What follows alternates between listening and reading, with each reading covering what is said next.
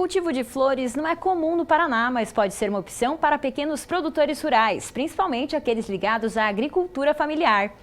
Em Maripá, por exemplo, o que começou como um hobby se tornou uma atividade econômica importante. Hoje, o município é responsável pela produção de quase metade das orquídeas do Paraná. E existem produtores cultivando também outras variedades de flores.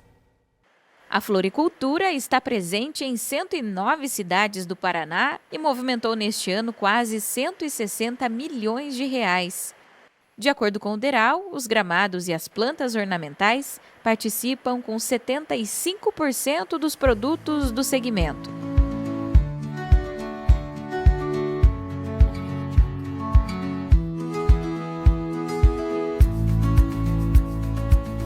Maripá é um exemplo de como a floricultura vai muito além da beleza. Conhecida como a cidade das orquídeas, o município produz em torno de 100 mil plantas por ano, quase a metade do que é produzido em todo o estado.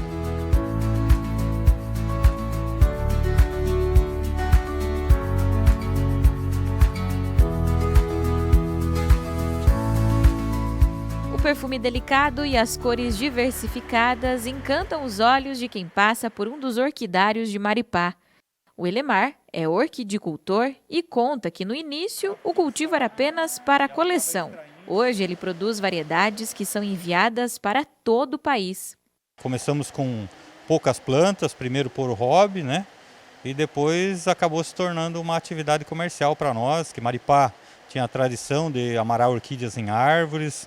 E com isso surgiu uma demanda, né? Procura pela compra de mudas e de flores aqui na cidade. E a gente acabou se interessando também na atividade na época e começamos aos poucos uma pequena produção que foi crescendo a cada ano. E tem uma estimativa de mais ou menos quantas mudas vocês produzem? É mensal? Como que funciona essa produção? A gente trabalha com um número grande de variedades. Para você ter uma ideia, a gente trabalha com mais de 1000 variedades de orquídeas. Então, e cada variedade tem a sua peculiaridade. Algumas são de crescimento rápido, outras demoram bastante, né? Até 6, 7 anos, até a primeira florada, né? Então, existem bastante diferenças, né, entre as espécies, mas a gente tenta, assim, diversificar o máximo possível, que é o que o cliente procura, né, para sua coleção. Ele sempre quer algo diferente, algo novo. Então a gente sempre faz um trabalho em cima voltado, né, a fim de atender a esse público. E nós estamos hoje com mais de 500 mil plantas em cultivo. E para quem deseja investir na atividade, as flores podem ser uma fonte de renda para os agricultores? Pode, com certeza. É uma atividade como qualquer outra, né? E é importante só a pessoa se ater um pouco às técnicas também, que não são muito difíceis, né? A gente até ensina, existem vários cursos na internet hoje, tem essa facilidade, que tem bastante informação, né, sobre dicas de cultivo e como cultivar. E antes de começar o cultivo, começar aos poucos e fazer no mercado. Apesar da pequena participação no valor bruto da produção agropecuária, muitos agricultores familiares encontraram na paixão pelas flores uma fonte de renda significativa na propriedade. Na linha Alto Aurora, na área rural do município de Maripá, a produção das rosas do deserto também trouxe rentabilidade para o cultivo que era apenas pessoal. Hoje a estufa conta com mais de 8 mil plantas, com destaque para as cerca de 500 cores diferentes desta flor. Essas variedades são produzidas pela Eudina, que é a proprietária da estufa. Aqui, ela realiza todos os processos, desde o plantio até os enxertos, que vão determinar as variações das flores.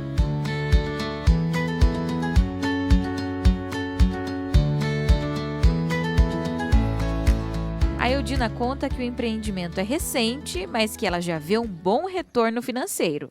Ajuda bastante no orçamento, né? Porque a agricultura sempre é bastante instável, né? Então, tem horas que é a rosa que ajuda, né? A suportar. Mas devagarzinho a gente vai aumentando cada vez mais, né? E vamos E as rosas do deserto, elas acabam se tornando uma opção rentável para quem produz, né? E como que é o manejo dessas flores? O que que a pessoa tem que saber, tem que ter em mente para começar a investir também nessa produção? Olha, para investir para produção, em primeiro lugar tem que conhecer bem a planta, né? E cultivando ela, para conhecer melhor, só cultivando mesmo, diria assim, né? Para se especializar.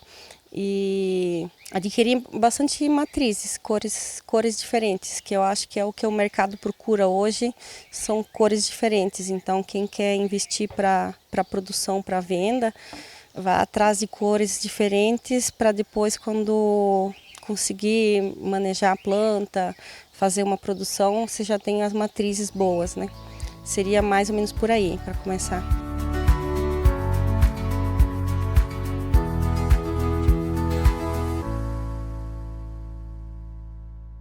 Aqui no estúdio a gente continua falando sobre floricultura e para isso a gente recebe a Erivan Marreiros, que é extensionista do IDR Paraná e também tem uma ampla experiência aí com flores, né? Seja bem-vindo, Marreiros, bom dia. Bom dia, Antoniela, bom dia, Celso, bom dia, Luciana. Satisfação estar aqui para colaborar um pouquinho com esse assunto tão interessante. Muito bem. E também recebemos Luciana Sabine da Silva, que é engenheira agrônoma, doutoranda pela UniOeste, né? Tem experiência com flores também. Bom dia, muito obrigada pelo convite. É uma honra estar aqui discutindo um pouquinho esse assunto com vocês. Muito legal. E é um assunto que tem trazido oportunidades aqui para os produtores no oeste do Paraná, né? Vocês que estão aí lidando com flores há um tempo, essa é uma área que tem realmente crescido aqui na nossa região, que tem trazido oportunidades? O oeste do Paraná é um grande consumidor de flores e plantas ornamentais. A demanda é altíssima devido à quantidade de eventos, devido às pessoas gostarem de cultivar, de ter flores na sua casa para ornamentar, mas ainda não somos um grande produtor de flores. Embora haja um potencial gigantesco por conta das condições climáticas, ambientais, o solo, né, ser rico e permitir também o desenvolvimento dessa atividade. Falta talvez um empurrãozinho e essa percepção de que é uma atividade, sim, muito interessante e seria uma ótima oportunidade de renda para até mesmo os pequenos produtores rurais. Sim, e é uma atividade linda de se ver, né? A gente vê a beleza das flores, exemplo que a gente teve na reportagem de Maripá, com as orquídeas, com a rosa do deserto. É uma área linda, mas que exige mão de obra o tempo todo, né, Luciana? Sim, com certeza. É uma atividade que exige mão de obra. A gente não tem muitos equipamentos que vão auxiliar, então a gente precisa de pessoas trabalhando ali em contato direto com essas plantas para que a gente tenha um desenvolvimento adequado. Vocês desenvolvem pesquisas, né, nessa área da floricultura e vocês têm visto que, assim como o Marreiros comentou, o Oeste ele tem esse potencial, principalmente em relação ao clima, à qualidade do solo, tem esse potencial para que os produtores possam começar a investir nessa área? Com certeza. Lá na UniOeste a gente trabalha com mais de 25 espécies de flores que estão se adaptando super bem aqui na nossa região.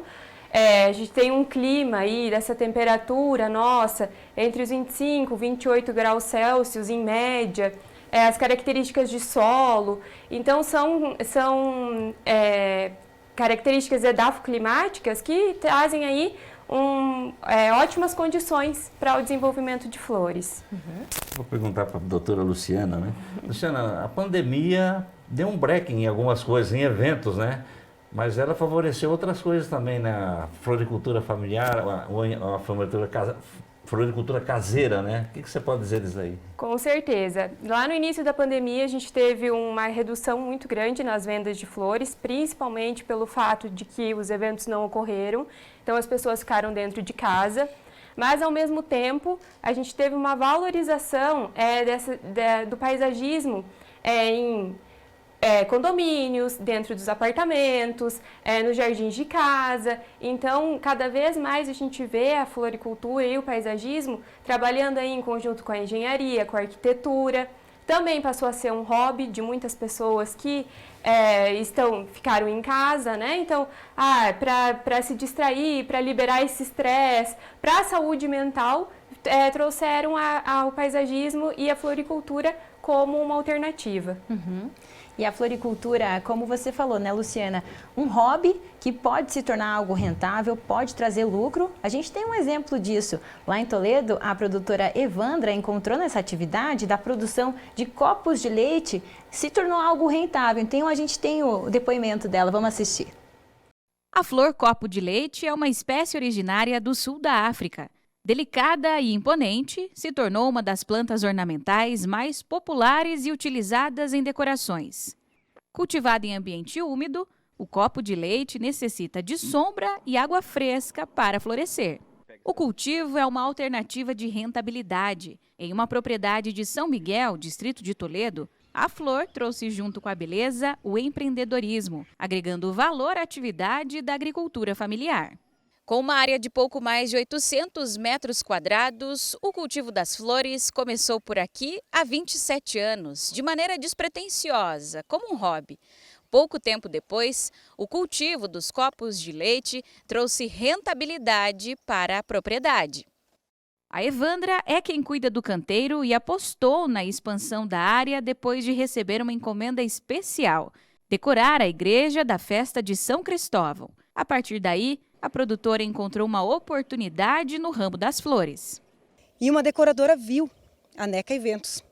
E ela começou a pedir sempre mais copo de leite, começou a pedir, eu quero para um buquê de noiva, eu quero fazer uma mesa de doce. E ela sempre começou a pedir. E eu vi ali uma oportunidade de eu estar agregando mais um negócio na propriedade. E foi crescendo até ter esses 850 metros quadrados. A Evandra explica que o cultivo do copo de leite é feito de forma totalmente manual. Quem deseja investir na produção deve estudar sobre o manejo da flor e observar o clima da propriedade. Como que funciona as técnicas de manejo dos copos de leite? Aqui a gente percebe que a terra tem que estar bastante úmida, né? Como que funciona essa técnica? Tem que ter sombra, acima de 50% até 80% ele quer sombra, água. Eu tenho as canaletas que passam água.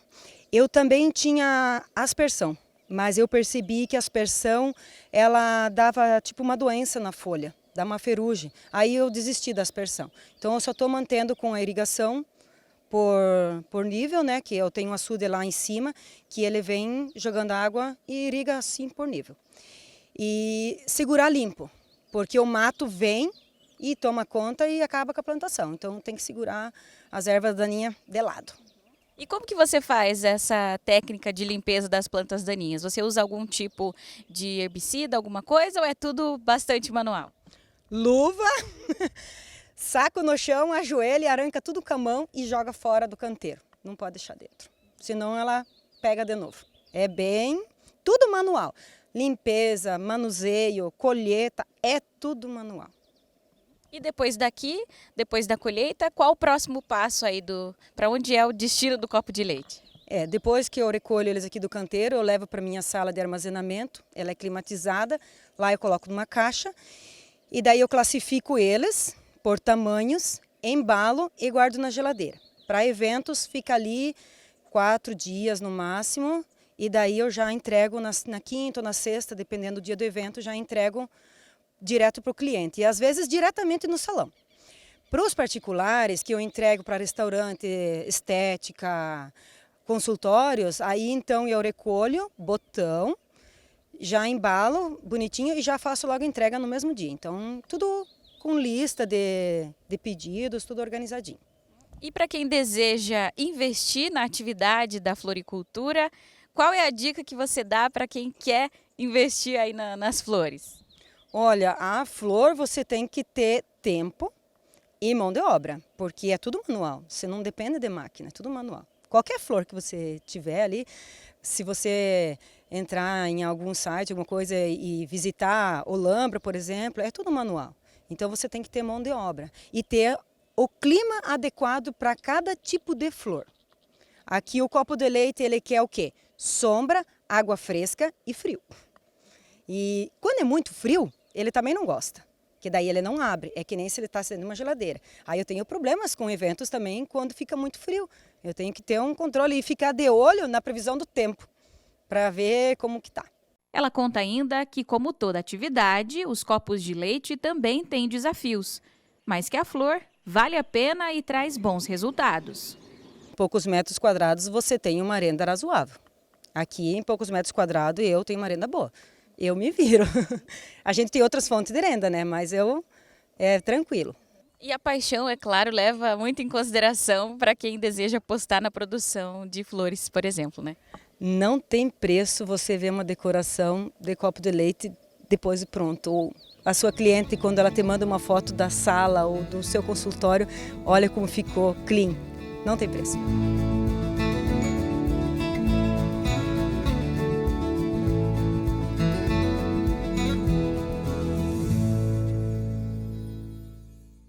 Realmente muito linda a produção dos copos de leite da Evandra. Como ela falou, traz essa felicidade, traz essa beleza das flores, mas também muita mão de obra, muito trabalho. E é isso que os produtores que têm vontade de investir nessa área têm que ficar atento, né? Tem que prestar atenção.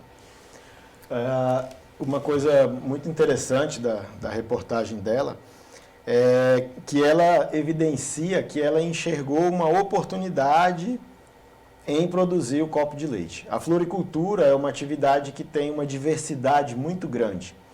Existem N espécies que são possíveis de ser produzidas aqui na região oeste do Paraná. E o produtor, cabe a ele ver qual ele tem mais afinidade, qual tem consumo no mercado, para que ele possa ter mais fatores para definir qual cultura ele vai investir. Claro que existe um investimento inicial, a maioria das espécies requer algum tipo de cultivo protegido ou de sala de classificação, embalagem, mas é uma atividade altamente rentável que pode utilizar pequenas áreas da propriedade, às vezes aquele cantinho que não dá para cultivar outro tipo de espécie que requer uma área um pouco maior, pode, né, ser adaptado para uma produção de flores de excelente qualidade. Tendo água, dedicação e pesquisando um pouquinho o mercado, é perfeitamente viável. Para a gente falar da produção ali em pequena escala, média e pequena escala, como é o caso da Evandra, né? Ela tem a estrutura, por exemplo, da estufa ali, teve que fazer as trincheiras, teve que ter todo esse cuidado com ferramentas, né? Investimento no local. Essa também esse pode ser um diferencial para os produtores aqui da nossa região, ter esse investimento em estrutura para que eles possam trabalhar ainda melhor? O que vocês acham, Luciana? Eu acredito assim, que dependendo da espécie com que vai ser trabalhado, o investimento requer um investimento diferente, né? Então a gente tem espécies, por exemplo, tropicais, que não exigem tanto investimento como espécies subtropicais. Então vai depender de qual é o mercado que esse produtor quer atingir, né? A gente sempre conversa com a Evandra sobre o uso desses sombrites, para definir qual que seria o melhor sombreamento para a espécie dela, que é isso que o nosso grupo faz, né, para auxiliar os produtores. Então, esse investimento depende exclusivamente das espécies que vão ser trabalhadas. Vale lembrar que algumas espécies são plantadas direto no solo, outras a gente vai precisar ter vaso, substrato, né? Então, cada espécie tem um comportamento diferente. No caso do controle das pragas, ela citou algumas, né? Tem a lagarta, tem o caso ali de animais que invadem, de repente, o local da produção. Essa é uma questão também que exige ali que o produtor saiba lidar com esses fatores, né? É algo que ele vai estar suscetível ali no caso da produção. O controle de pragas e doenças, que, diga-se de passagem, ele é considerável, não digo que é alto, mas ele é relevante e importantíssimo dentro da atividade da floricultura, porque ela geralmente são espécies que são acometidas de uma certa diversidade de pragas e doenças.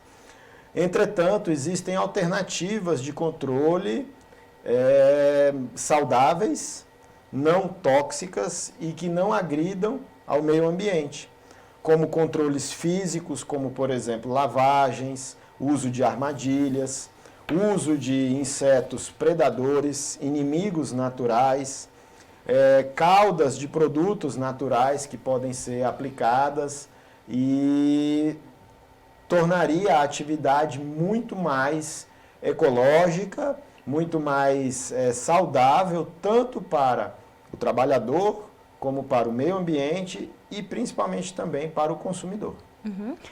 Ali a gente vê um exemplo de flor de corte, né? Então, no caso do copo de leite, ele é uma flor considerada de corte porque aí é utilizado apenas ele na decoração, assim, vamos dizer, né? Outros exemplos, como a orquídea, por exemplo, que é algo mais de decoração, que ela vai estar ali no vaso, é algo que também pode ser uma oportunidade? Existem diferentes segmentos. O das flores de vaso, né, que são aquelas espécies que são vendidas a planta inteira cultivada em um vaso, que normalmente pode ser um substrato, e eles tendem a ter uma durabilidade maior.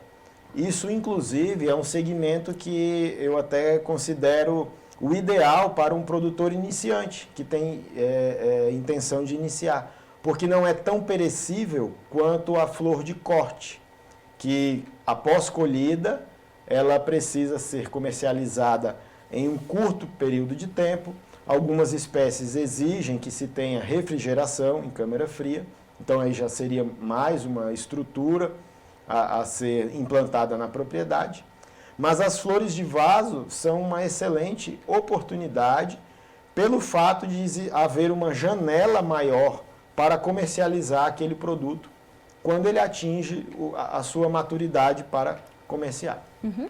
E, Luciana, eu também queria saber em relação à época, né? Ao destino dessas flores. A gente vê as datas comemorativas, Dia das Mães, Dia dos Namorados, até mesmo finados. Para quem quer se planejar para ter aquela flor específica, é necessário também fazer todo esse calendário, né, para a época de plantio correta, manejo correto para atingir a floração no tempo certo. Como é que funciona essa questão? Sim, é necessário você ter esse planejamento. Então, quando você decidir implantar uma cultura, você precisa saber aonde você vai entregar esse produto e em que datas que você pretende, que você necessita atender a demanda do seu comprador. Então, existem diversas ferramentas e pesquisas sobre o ciclo das culturas, mas, em especial, existem ferramentas, como, por exemplo, aplicativos, como o Fenoglade, que é um aplicativo que foi desenvolvido para o Rio Grande do Sul, para o Paraná, que traz aí um momento ideal para o plantio do gladiolo, que é uma flor que é vendida como haste. Então, você vai colocar lá, quero fazer a entrega no Dia das Mães. Esse aplicativo vai ver aí as tendências climáticas da sua região e vai calcular em que dia que você tem que realizar esse plantio e os tratos culturais. Então, por exemplo, você vai fazer um plantio no dia 15, no dia 30 você vai precisar fazer um manejo da condução dessa planta e assim ele vai te auxiliando no decorrer da cultura. Doutora Luciana, a gente percebe que as floriculturas gostam de comprar tudo no local só. Ou seja, o caminhão vai para determinado local e junta tudo. A oportunidade, então, para esses pequenos agricultores seria descobrir qual flor ou qual cultura que ela pode colocar naquele momento para suprir uma deficiencia desse grupo? Seria essa a grande oportunidade? Com certeza. Porque, só descobrir, porque a concorrência é forte, né? Fortíssima. Eu acho que o principal distribuidor, então, é o Olambra, mas existem nichos de mercado onde esses produtores podem fazer entrega. Outra coisa que é importante a gente ressaltar é que muitos mercados, feiras, estão com essa venda de flores muito maior do que a gente via anos atrás. Então, não necessariamente somente em floriculturas, né? Você trazer essas plantas diferenciadas para outros pontos de venda também é interessante. Uhum. Se me permitem complementar também, vale ressaltar que quando um caminhão se desloca até outro estado, né, para trazer flores, dificilmente todas aquelas espécies que estão vindo, elas precisam exatamente daquelas condições ambientais que o caminhão está com a sua refrigeração programada. Então, fatalmente, vai haver déficit de qualidade em algumas das espécies. Sem falar no tempo de deslocamento, frete. Então, é uma oportunidade termos espécies ornamentais produzidas na nossa região, com quase nenhum frete incluído, e um produto muito mais fresco e, com certeza, de melhor qualidade. Já que a gente falou de espécies, tem alguns exemplos que a gente pode apresentar aqui, de repente, de oportunidade para a nossa região? As flores de vaso, que eu cito como uma grande pontapé inicial para o produtor de flores, temos várias espécies. Desde o crisântemo, que é bastante cultivado para o dia de finados, principalmente, que é uma data que vende muito, né? Se vende totalmente a produção, até mesmo rosas de corte, rosa do deserto. Nós temos gérberas, que também podem ser cultivadas em vaso, como flor de vaso, não apenas como flor de corte, e tantas outras espécies que a gente chama as verdes, que são folhagens, na verdade, que são espécies que não necessariamente florescem, mas a ornamentação dela, a beleza está na composição vegetativa. Muito bem. Falamos sobre flores aqui, um assunto tão bonito, né? Tão Gostoso. legal, que traz alegria para todos os lugares. Pessoal, muito obrigada pela participação de vocês. Estão convidados para retornar aqui quando quiserem. Nós que agradecemos a oportunidade. Obrigada pelo convite. Obrigada.